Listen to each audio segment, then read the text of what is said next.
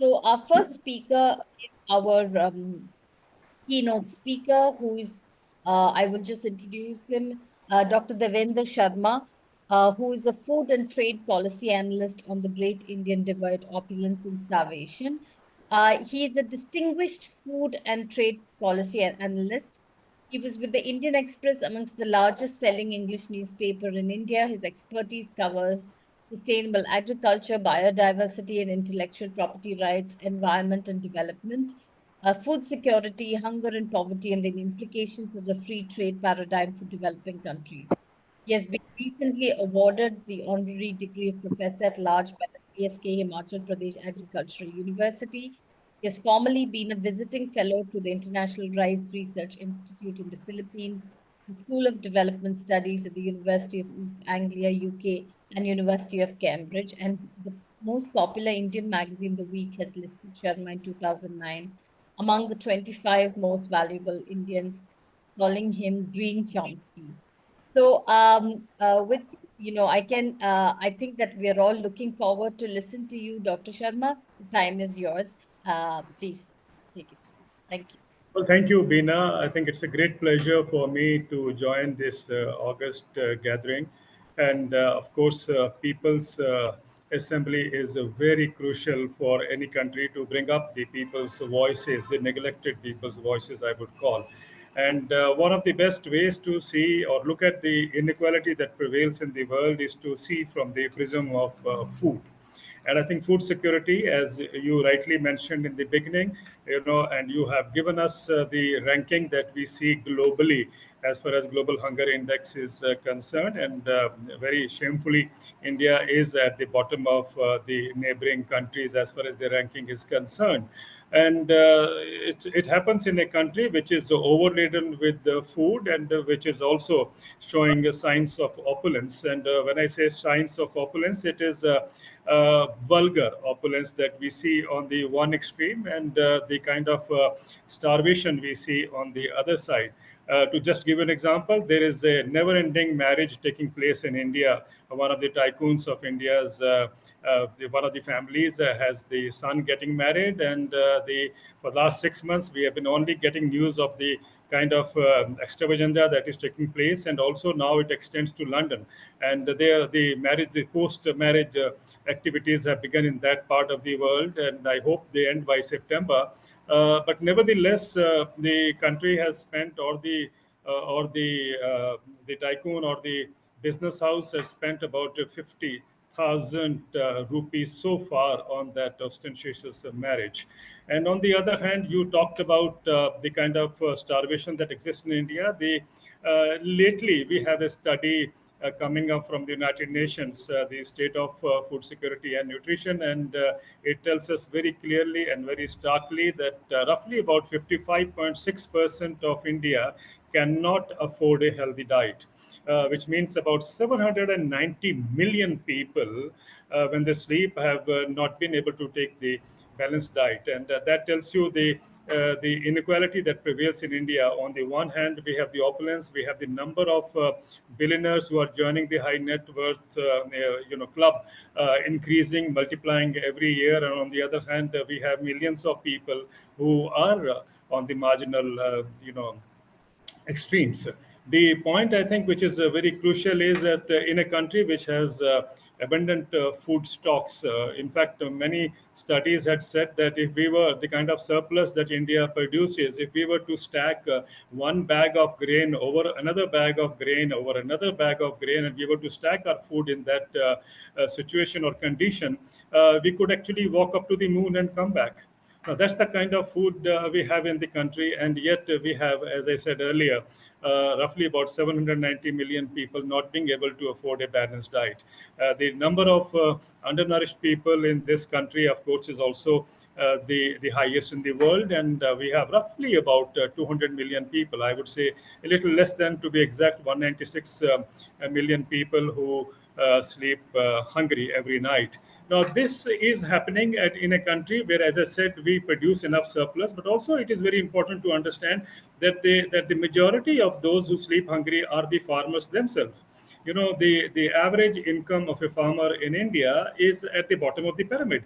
And in a country where we have roughly about 50% population dependent on agriculture, and which means roughly about 700 million people who are directly indirectly involved with agriculture. And if they have an income level which is pathetically very low, I think it tells us very clearly why we have that incapacity or incapability to assure food for each household in a manner that we would all like to see.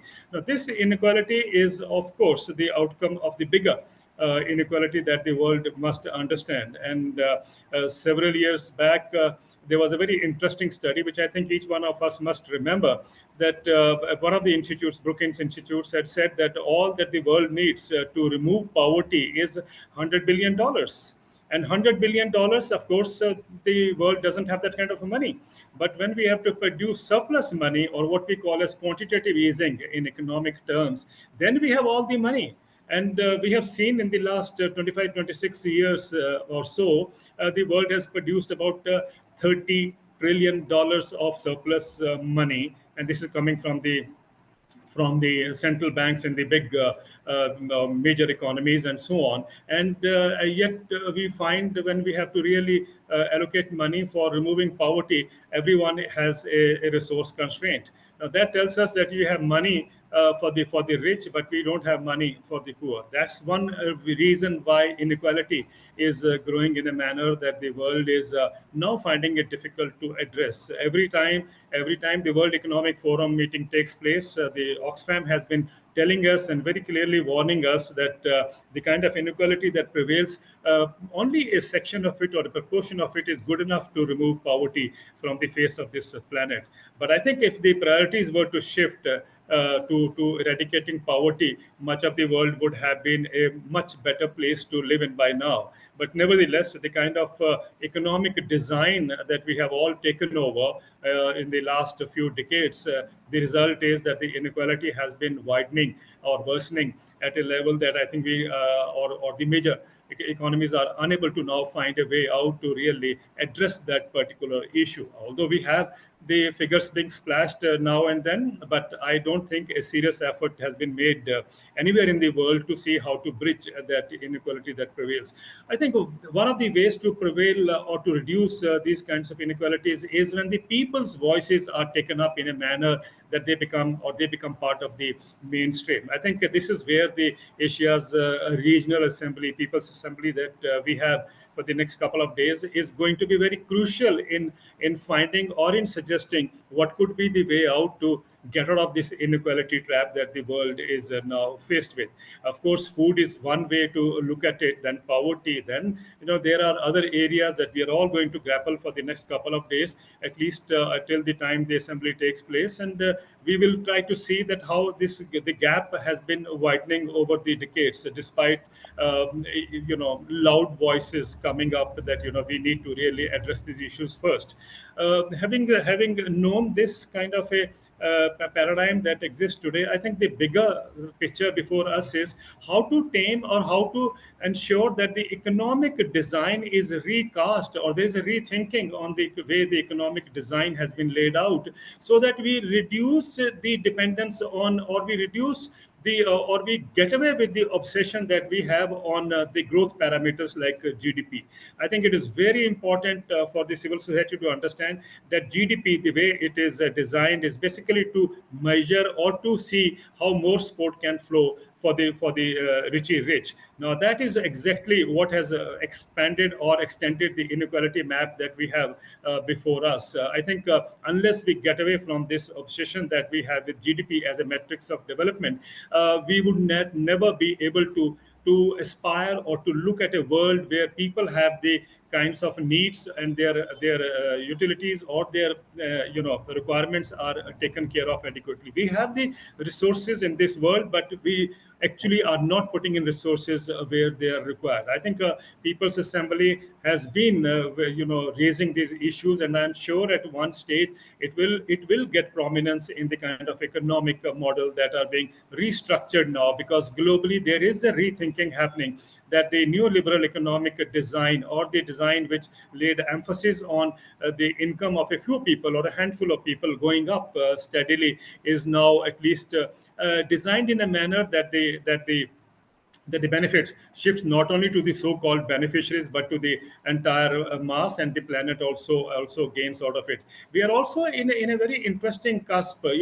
While we try to colonize the moon, and while we try to find now a foothold onto Mars, and we perhaps believe that this planet is not going to be worth living in a couple of years from now. So we have the kind of economic design that we talk about has led us to that position, that we are now even thinking of setting up a kind of a doomsday vault on the moon, so that when the earth gets devastated, or the planet is in a state where it is not useful anymore to look at the kind of decent living that we are all looking towards. I think they are now trying to venture out onto the outer space to see that we have new places to put our foot down, or to build our palaces, or to build our houses. But the point I'm trying to make is, if this is the kind of shift that is taking place in that economic thinking, that the world is now on one side grappling with it, on the other side we are still trying to ascertain that it strengthens further, so that that kind of a wedge that exists between the super rich and the poor is further widened. So this is a very interesting phase. When I say interesting, in the sense that, are we on the right track, where each one of us gets to have a kind of a living that we all aspire to, or we are getting into the hands where our destiny would be controlled by a handful of people or handful of conglomerates. We know that in the case of agriculture, and when we talk of food security, we are moving from green revolution to what is called as agriculture revolution 4.0. Agriculture revolution 4.0, where most of the countries are very exciting, very showing up exciting possibilities. When we are trying to look at the role digitalization will play, precision farming or precision fermentation would play, when we are looking into what the satellites imagery, and of course drones, and so on, we are slowly and gradually passing on the control over food into a handful of into the hands of a handful of conglomerates, which means the number of billionaires, food billionaires, is going to rise, as some of the studies have already shown. And in the days to come, I think what we eat and how we eat, or where do we grow, all these things will be determined by a new kind of a food clergy that is going to emerge in the years to come. So here we are, while we are all trying to work out that we have food security being taken care of by domestically producing food enough for us. On the other hand, we now have artificial or synthetic food becoming a big industry in the years to come, and it's already heading towards that. The world's first food factory, which does not need land, which does not need farmers, has been set up in Finland. The factory has already started producing food, and that's not the only factory which claims that it doesn't need farmers, it doesn't need land, because all it needs is to draw out some elements or minerals from the air, mix it up with the bacteria, cross with the bacteria, and they're going to produce food for us. Then, of course, we have seen in Europe a huge industry building on insect rearing. Insect is going to be the way forward to extract protein. From food security, we now go on to protein security, which means the insect rearing that is taking place across the world, and we are also we are also seeing a kind of assault on the farmers in Europe. They are being pushed out of cultivation. The feeling is that we don't need farmers now. In America, we of course have a commercial approval for a synthetic chicken. In India, we are heading towards a approval for a synthetic egg, and I think that tells us very clearly that we are moving towards a world where food will be produced, synthetic food will be on our tables. And I'm sure one of the celebrities coming and telling how wonderful this food is, and much of the food habits will then start shifting.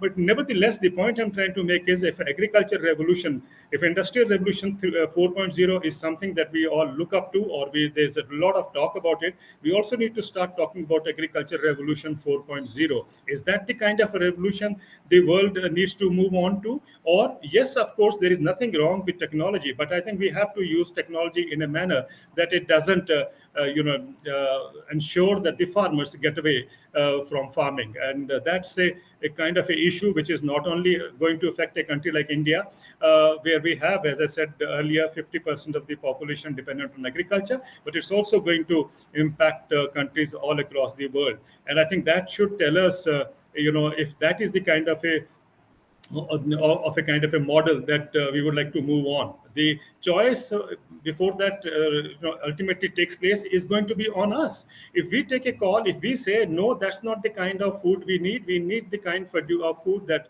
farmers produce. We need not only, we don't need synthetically produced food. What we need is if food prepared in agroecological and sustainable farming systems that the world needs today, which would reduce the impact of climate change also, and try to see that we do not do any more damage to the planet, I think is the way forward. So, so it is time that we try to grapple or come to grips with the kind of realities that are showing a kind of a shifting sand. That is normally the term that is used for. And I think if that is the kind of a shifting sand the world is moving towards, we have to be very, very watchful and careful. I think in the end, all I can say is that do not be shocked, do not be worried about it, that it is going beyond our control. Because I remember one of these African sayings, that if you think that your voice, you're going to be alone and your voice doesn't matter because you are only one person, I think what is important is to understand that if you were to spend a night with just one mosquito in your room when you sleep, that mosquito, when you wake up in the morning, he has already created a hell for you. I think we are all better than at least one mosquito. And I think we can all raise our voices in a manner that the world will begin to listen to us. And I think the hope for a kind of a planet where everyone is assured of a decent living, and we are born with that kind of a hope and aspiration, is something that can be realized, provided each one of us builds up that kind of a narrative that the world requires. So I think with this hope that the General Assembly will throw up a kind of a voice, a collective voice from the communities, from the policymakers, and so on,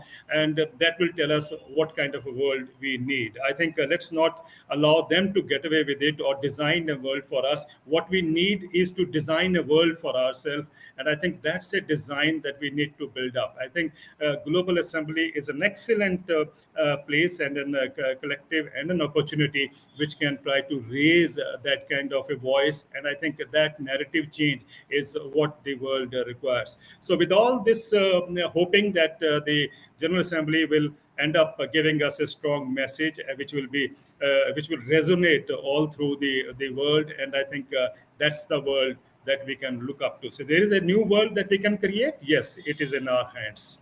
Thank you, ladies and gentlemen. Thank you very much, Dr. Sharma. Really inspiring words. And I hope you'll be with us for a little bit more time. I'll just open the floor for some questions. But he's challenging us to be more than just a mosquito. And I think that's a challenge that we have to take up. Definitely redesigning. I think that is the key word here, that how do we redesign to ensure that people have food security, access to health, and several other things. And I think one of the key discussions that are now globally happening is the how do we look at a country not just through GDP figures, but have other ways and means of looking at it. That's a discussion for another time, but he did touch upon it, and we have to make it also affordable. Just one question. I know that you mentioned in your presentation that in countries like India there is more supply, right? There's a lot of, there is a lot of food grains that are going to waste. There's a lot of food that is going to waste. What do you think could be a strategy to ensure? Is it a problem with distribution? Is it a problem with lack of political will? Because if there is enough food and we have enough food, like you said, we can go to the moon and come back. If we have that much of food, why is there such a huge gap that actually people are dying today because of malnutrition?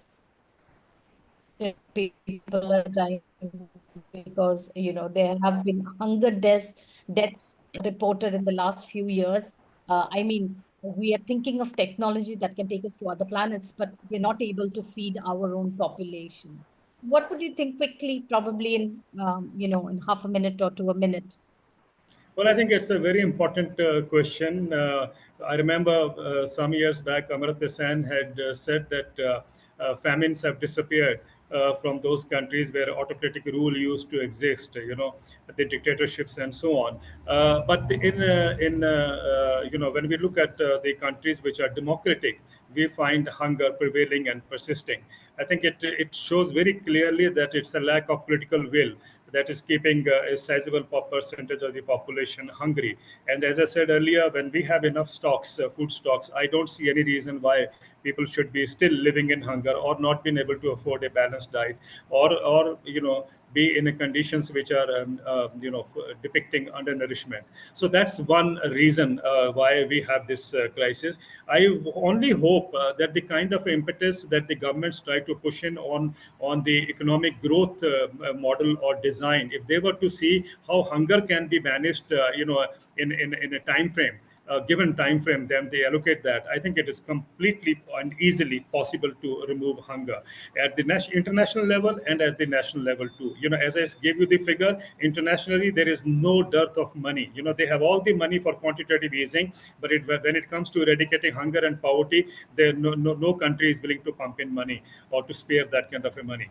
Nationally, yes, I think we have money for everything else, but for providing hope or in a way of hunger, removing hunger for the poor. So I think that's because it's a question of priorities, and I think the moment or the time when we take on this as a topmost priority, or as an indicator that if you remove hunger, that's the kind of economic growth any country should have, is should become the first yardstick for measuring growth. I think then we will see a kind of a shift taking place. Yeah, there's just two more questions. If you have time, you can answer, or we could also take it. How do we reconcile being a mosquito and the power of the markets? And what should be the framing of people's voices in terms of creating an alternative framework? Are you able to stay for Yeah, a minute and yeah. I think I recall this when I was some years back speaking in Africa. A lady got up and said that, "Sir, I understand what you say, but the problem is I am just a lone voice. Even if I want to do something, how will it make an impact?" And I thought it was a very loaded question. Before another lady got up and said, "Sir, I want to answer this." And in her answer, she said that there is an African saying that says, if you think that you are alone and you cannot make a difference, or your voice will not make a difference, try to sleep with a mosquito at night, one mosquito in your room, and you will see what will happen to you. If one mosquito can do it, I think we are no less than mosquito at least. I thought that was a very powerful message, and often I use that because many times I find people are dejected and they lose hope that they are the lone voice, so it's not going to make an impact. But I guess one plus one becomes 11. So I think it is important to build up those voices. B, what kind of a model that we have. I think the climate change negotiations and the kind of a boiling that the world is now witnessing, climate boiling that the world is witnessing, has clearly made us very, let's say, brought it to into our thinking that the kind of intensive agriculture that the world has relied on hasn't worked. If 34% of the greenhouse gas emissions are coming from agriculture, it tells us that agriculture is a big player when we look at the climate going in aberration. So I think what we need at this juncture is to move on to that kind of a model of agriculture which is or dependent on food sovereignty, which is also linking up agroecology as the way forward. In Andhra Pradesh, we have a model of agriculture, community managed natural farming, which I'm not sure how many of us know, is perhaps the world's biggest agroecological model that has been laid out, and it's done by the government itself, and already 800,000 farmers have shifted from chemical farming to non-chemical farming. The state of Andhra Pradesh, which is in South India, has plans to convert the entire population in agriculture, which is 60 lakh, which means 6 million. They will be converting into from chemical to non-chemical by the year 2031. I think that's the kind of a model that the world needs to move forward to, agroecologically, using that model, and then of course trying to ensure that for a country where small farmers are now dominating, including in India and everywhere in the developing countries, I think what we need is to go in for food sovereignty as the way forward.